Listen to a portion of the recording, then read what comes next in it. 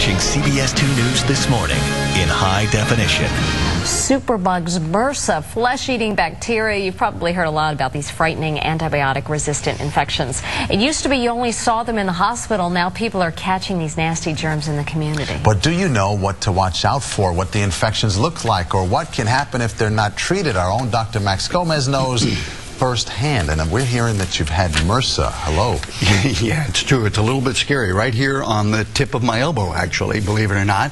And, you know, of course, I knew intellectually what a bacterial skin infection can do and what it looks like. But even I was surprised at how fast it can move and how hard it is to get rid of. It's been a little over 2 weeks now, and I'm just getting over it. A quick warning, the infection isn't pretty. Here's what I learned and what you need to know. As we see here, you have some redness and swelling in the elbow region. That's an understatement. This is 10 days after the infection started, and it's still hot, red, and swollen. But it used to be more than twice as big. Now the problem is there's fluid there, and that collection of fluid has resulted in a spread of the infection not only in that area, but further up as well. What you can't see is how hot and tender my elbow is. The really bad news is that when some of the fluid inside the infection was cultured in the lab, it grew out MRSA, which stands for methicillin-resistant staph aureus, a fancy way of saying a strain of bacteria that isn't easily killed, even with most antibiotics. It can start destroying tissues, the skin, muscle below it, and it basically eats up everything in its path. So it can really be a very serious infection. It used to be doctors only saw MRSA in hospital or medical settings where only the strongest, most resistant germs could survive. But increasingly, the superbugs are being found out in the community. It's not clear where I picked up the MRSA, although given as much time as I spend reporting in hospitals, it's not that surprising. The first and second antibiotics I took, my infection was resistant to.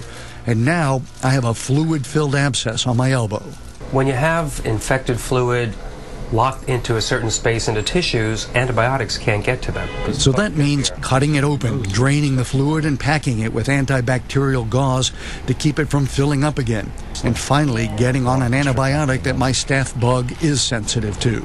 The fact that you really knew what was going on there and you had treatment right away, you got on the right antibiotic, really got it very quickly. Otherwise, it could have really been a serious problem. Now, what was really amazing was how fast the infection grew and spread. On a Sunday morning, I was fine. A few hours later, my elbow was starting to hurt. By that night, it was already hot and swollen. If you have a sore that gets red, hot, or swollen, if the redness spreads or forms streaks away from the sore, get to a doctor right away. Delay for a day or even hours can be deadly.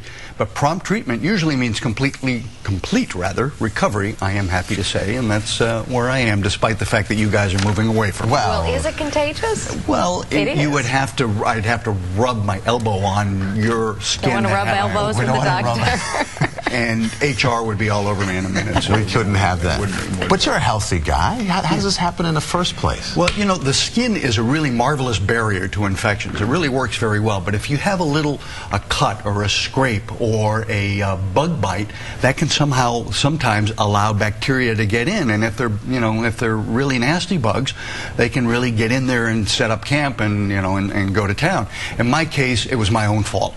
I have a nervous habit of kind of sitting at the computer or reading and just picking at my elbow. And I just picked that in, so I kind of self-inoculated myself with the bacteria. And I mean, who knew? I just sit there and pick, and that was just enough to get it in there. And it happened that somewhere, I spent a lot of time obviously in hospitals, so I probably somewhere along the line picked up MRSA, the resistant bacteria, from being in hospitals and covering stories all the time. And that's what I ended up injecting myself with, essentially. How are you doing now? Fine. The swelling is way down. It's still draining a tiny little bit, but the antibiotic, the third antibiotic that I'm on, has worked, and so I'm on my way to recovery. But yeah, it was not fun. It was not fun. Don't be scratching like that. Yeah, well, no, I'm just. I've seen you picking and grinning before. That was a guitar. Oh, okay. That was my banjo. Wow. Oh man.